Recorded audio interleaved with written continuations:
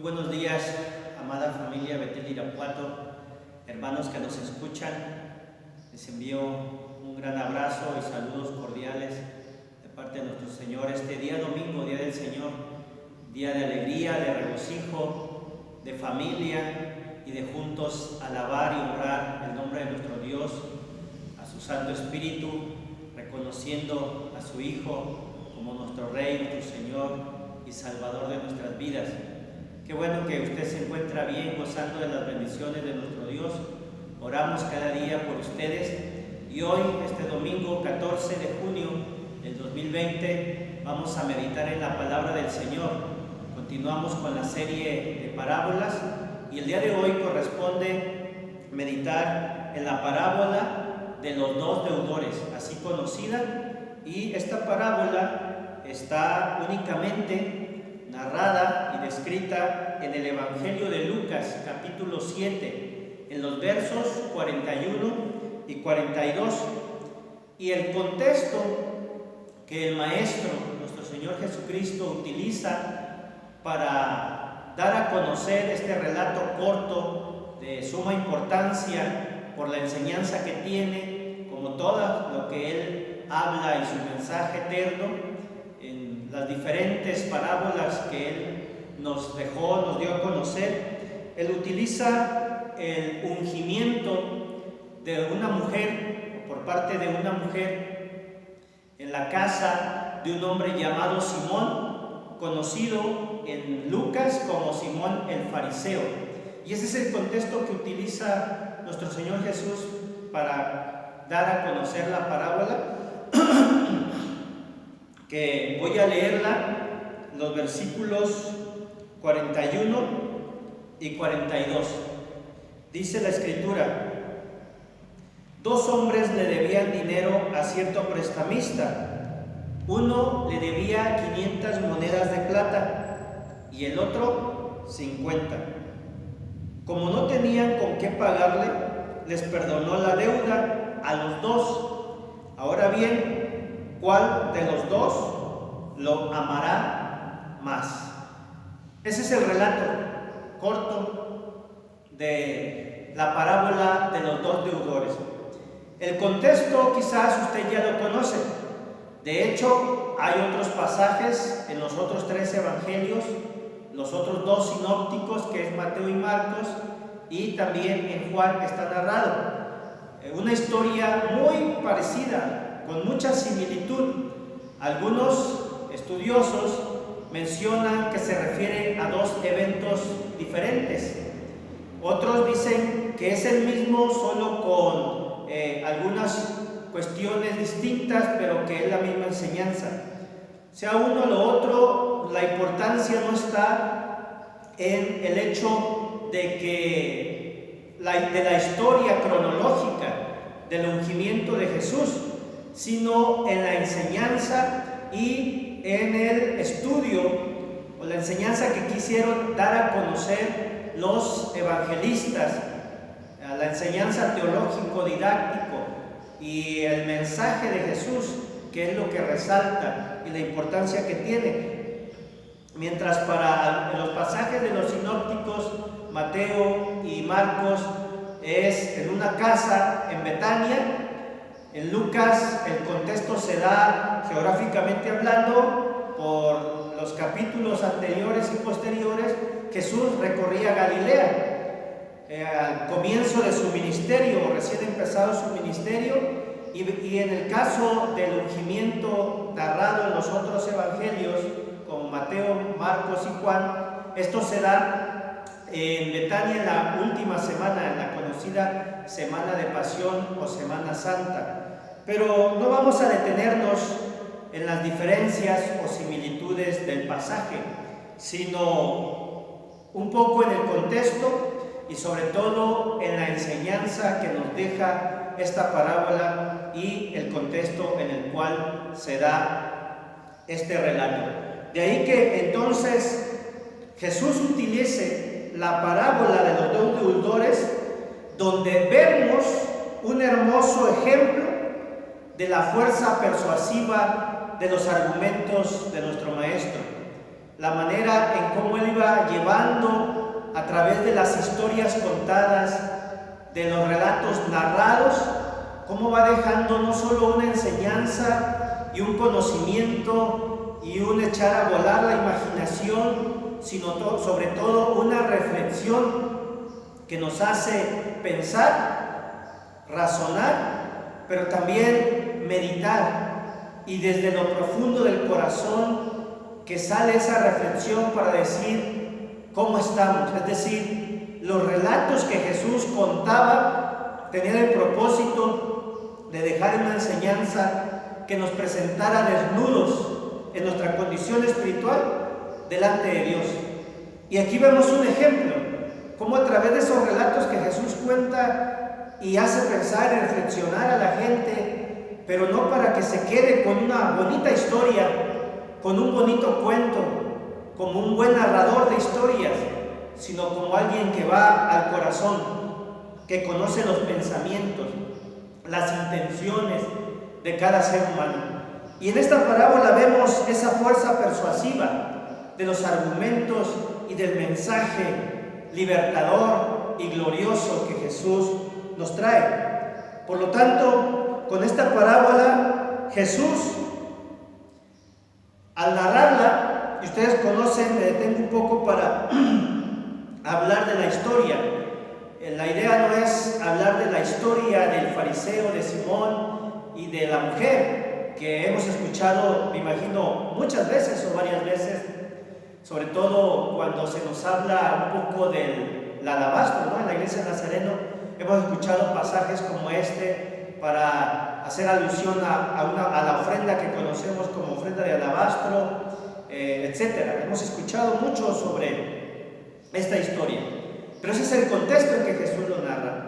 Algunos dicen que se encontraban en Capernaum, la Biblia no dice específicamente dónde estaban, habla del pueblo, pero por los lugares que recorrían y el contexto nos hace ver que es posible que se tratara de este puerto marítimo en el lago de Galilea, donde por supuesto había una gran sinagoga y que de acuerdo a las costumbres judías era común, y por esa razón algunos dicen que pudo haber sido el día de reposo, pudo haber sido en un día sábado, porque era costumbre de algunos fariseos que eran acaudalados. Y recordemos que en Capernaum había una sinagoga muy importante que precisamente un centurión, también dicen los evangelios, apoyaba mucho. Y otra de las características que tenía este lugar, ciudad portuaria, Capernaum, era que había muchos burdeles, muchas casas de prostitución. Y de ahí que el contexto pues, nos ayude un poco, porque la mujer a la que se refiere cuando el Evangelio dice que era pecadora, se refiere a una mujer dedicada a la prostitución.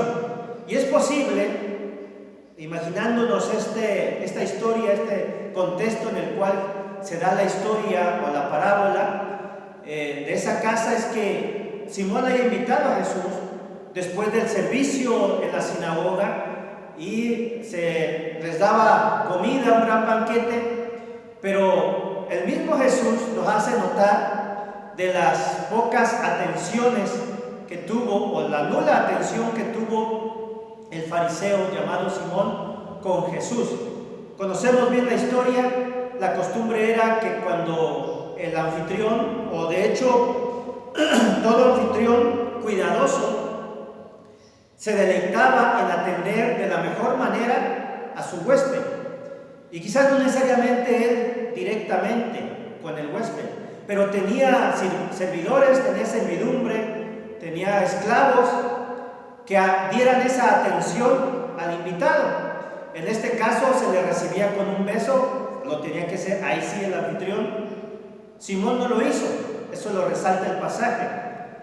La costumbre era que los servidores, los siervos, lavaran los pies del invitado. Se usaban sandalias, eran pueblos terregosos, aldeas las que se recorrían, y se acostumbraba, eran ahora sí que las costumbres o los protocolos de la época de etiqueta, muy estrictos por cierto, muy rígidos en esa costumbre, pero por alguna razón a Simón se le había pasado. había omitido esos detalles importantes en su época, como el beso, como el lavado de pies, y otro más al recibir a un invitado especial era ungir con aceite su cabeza.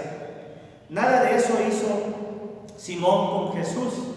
En cambio, recordamos la historia, la mujer viene y, como era costumbre, las mesas eran pequeños divanes y donde se servía el alimento, y la manera de estar en esos banquetes era recostado sobre unos cojines, sobre la mano izquierda, y con la derecha pegado a la mesa, la cabeza daba a la mesa, se tomaba el alimento.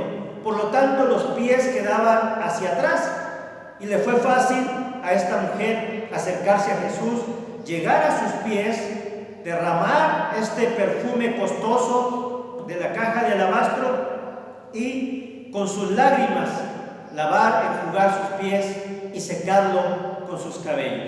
Entonces vemos dos situaciones aquí reflejadas en cuanto a costumbre, y es interesante hacerlas notar por lo que conlleva.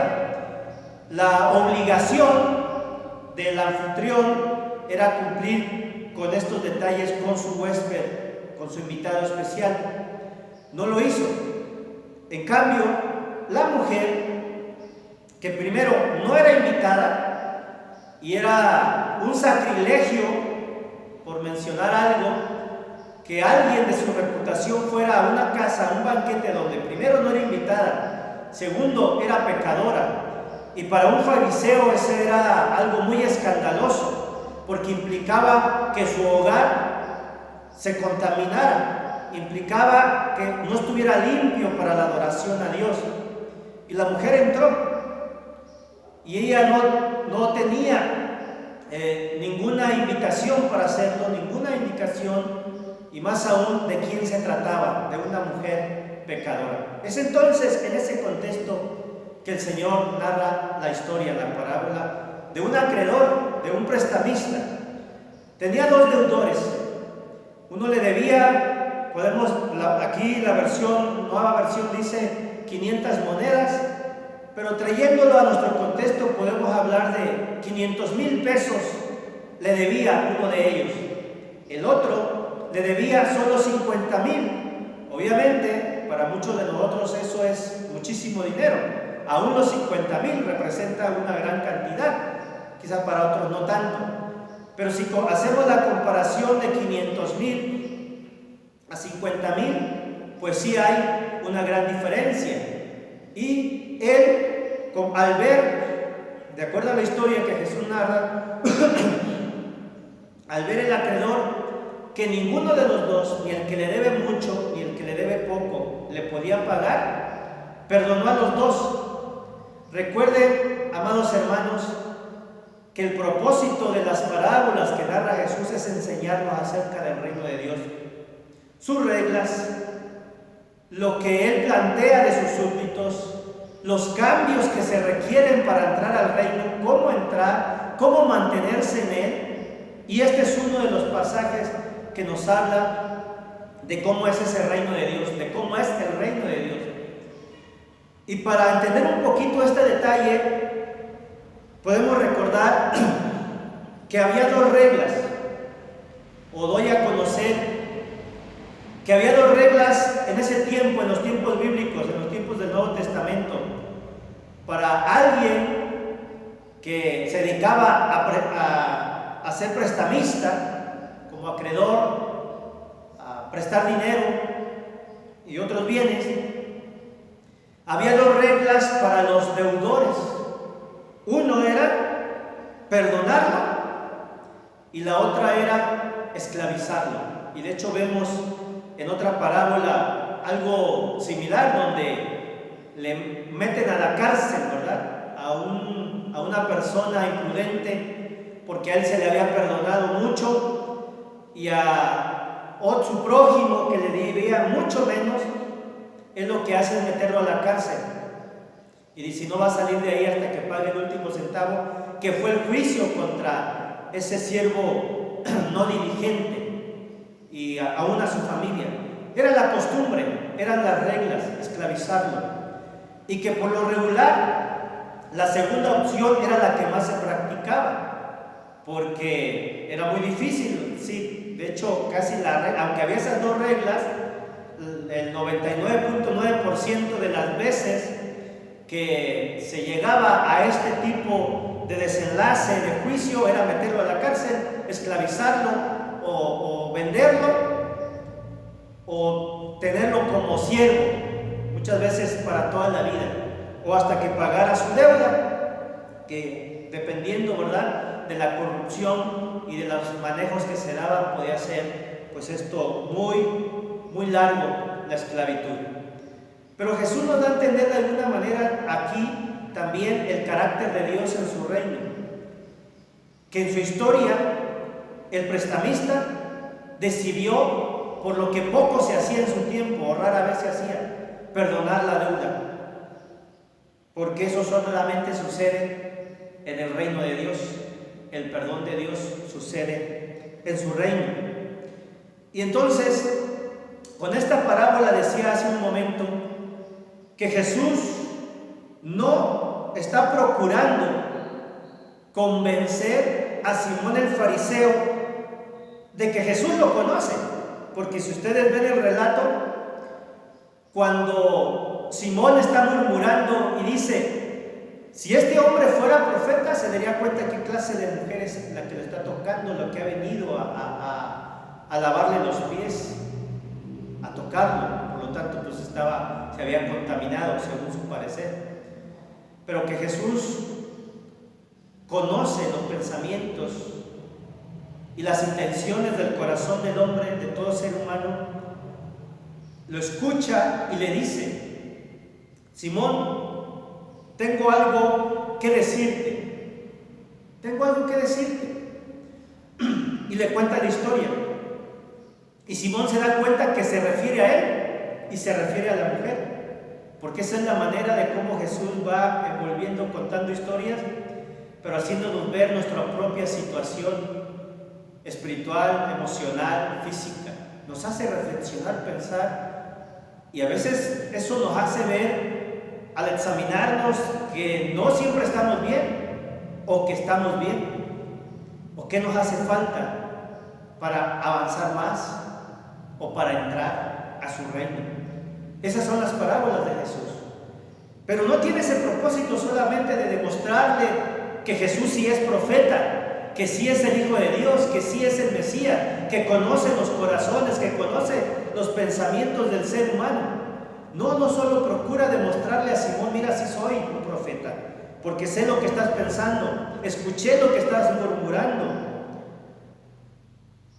Pero no está procurando decir que lo conoce y además lo entiende, porque eso hace Jesús. Nos hace ver que nos conoce, pero que también es empático con todos nosotros, nos entiende. Él se ha puesto en nuestros zapatos. Él se mudó a nuestro vecindario para conocernos mejor. El buen vecino que habita en nuestro corazón, pero es más que eso, nosotros lo sabemos, solamente estoy usando una metáfora. Es el Rey de Reyes, ¿verdad? Y Señor de Señores.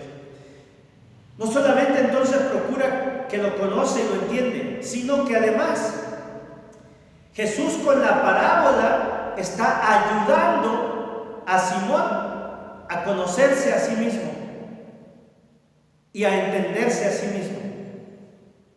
Es decir, muchas de las situaciones de la vida, de lo que experimentamos, de lo que aprendemos, de lo que cada uno de nosotros va observando cada día en nuestra vida, a veces ese hábito, esa costumbre, esa ideología, esa enseñanza y aprendizaje que recibimos o que decidimos tener y tomar, no nos permite ver nuestros errores, pero sí los de los demás.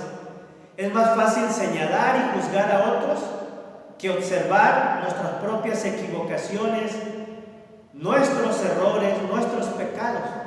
Y eso pasa todo. Y entre más creamos o estemos creyendo que somos justos, a veces más nos estamos fanatizando y nos estamos convirtiendo, como este adjetivo, ¿verdad?, que hemos usado muchas veces, en fariseo, tomando en cuenta la actitud que en la Biblia narra sobre los fariseos.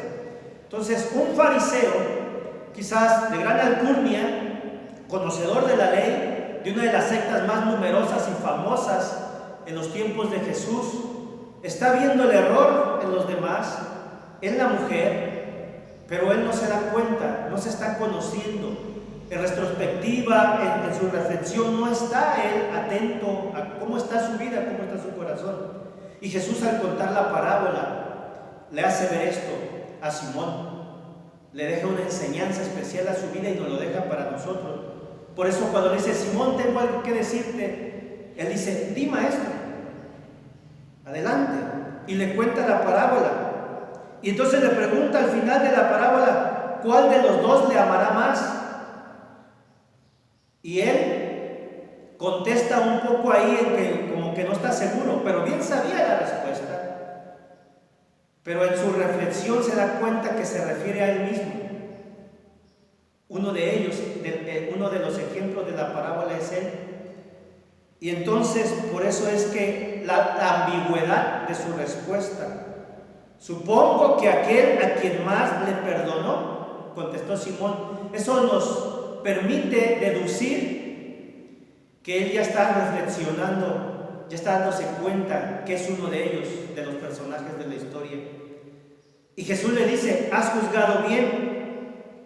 Luego se vuelve a la mujer y le dice a Simón, Jesús mira a la mujer y le dice a Simón que haga lo mismo. Versículo 44 le dice: ¿ves a esta mujer? Y aquí quiero detenerme un poco más en esta reflexión final del sermón, o detenerme en la reflexión final del sermón en este versículo, porque Jesús mira a la mujer.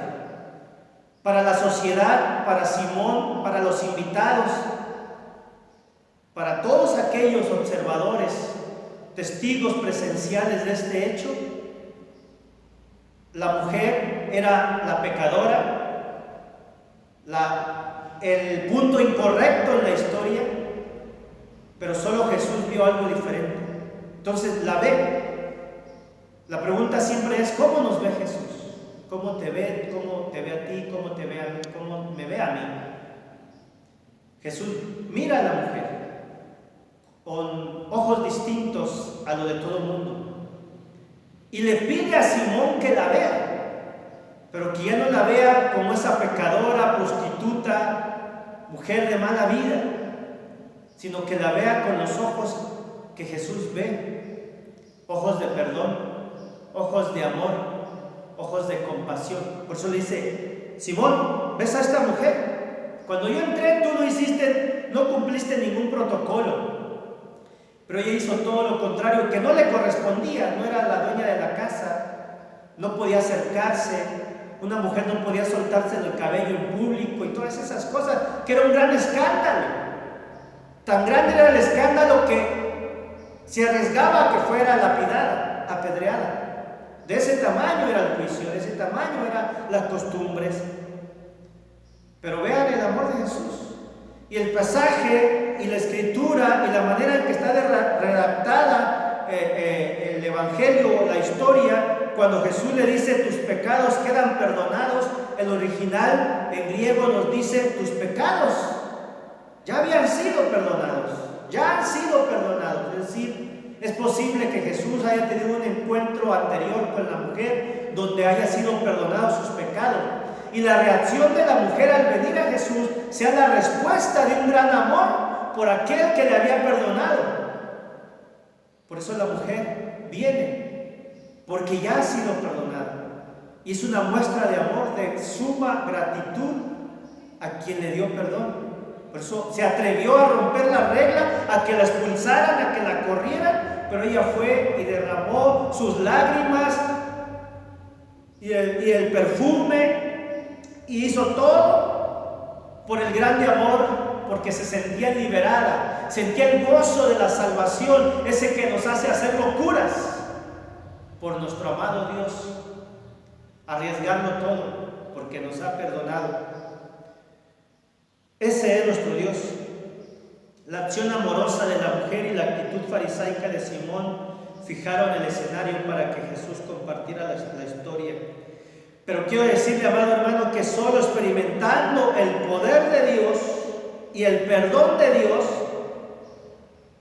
es que podemos tener el gozo de la salvación.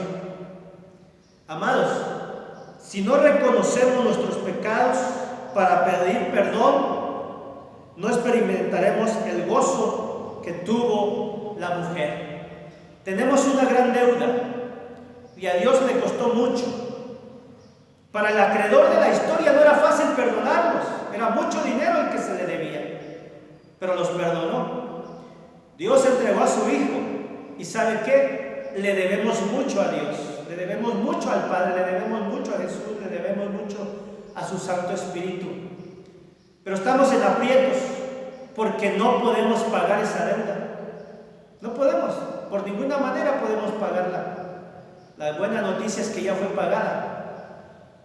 Necesitamos pedir perdón como base el arrepentimiento y la fe, creer en Él, creerle a Él, para ser perdonados. Pero entonces viene la reacción de la mujer que ya había sido perdonada. Derramó su vida. Y amado hermano, necesitamos derramar nuestra alma como la mujer delante de Jesús. Y ver con ojos de amor a la gente que decimos que es pecadora. Verlos como Jesús los ve, con ojos de amor. Pero también tener una actitud de amor ante Dios. Frutos dignos de arrepentimiento, muestras de amor. Yo te pregunto, ¿qué actitud amorosa vas a dar a Jesús? La mujer lo hizo de esa manera. Se arriesgó a ir a una casa no invitada, derramó sus lágrimas, un costoso perfume por amor a Jesús. ¿Qué vamos a hacer nosotros? No para ser perdonados, sino porque ya hemos sido perdonados y ese gozo nos hace amar. ¿Cómo mostraremos nuestro amor a Jesús? ¿Cuáles son nuestros actos de amor para Él hoy en día? Reflexionemos en eso y oremos al Señor. Padre, te damos gracias en esta hora por tu amor y misericordia. Gracias porque nos has alcanzado hasta aquí y hasta aquí nos has ayudado. En este tiempo difícil nos sigues sosteniendo con tu brazo extendido y tu mano poderosa. Y a ti acudimos. Y queremos ver con ojos de amor a la gente, Señor, que no te conoce, pero también tener actitudes de amor hacia ti, acciones de amor. Ayúdanos, Señor, a entender, como dijera el salmista, nuestros propios errores. Ve si en mí hay camino de perversidad y guíame, Señor, en el camino eterno. Oh Dios, estamos en tus manos. Suplico, Señor, que sigas supliendo cada necesidad, no solo física, porque tú das el pan de la tierra a tu pueblo, sino también las necesidades espirituales, emocionales, psicológicas, en toda la área, Señor, de nuestra alma. Tú interviene, Señor, en cada una de esas áreas, a través de tu Santo Espíritu que nos acompaña. Bendice a tu pueblo, trae sanidad espiritual y física, y en este tiempo estamos en tus manos y confiamos en tu poder y en la enseñanza que nos deja esta situación. En el nombre de Jesús, muchas gracias. Amén. Un abrazo, hermanos, que Dios les bendiga, que Dios les guarde.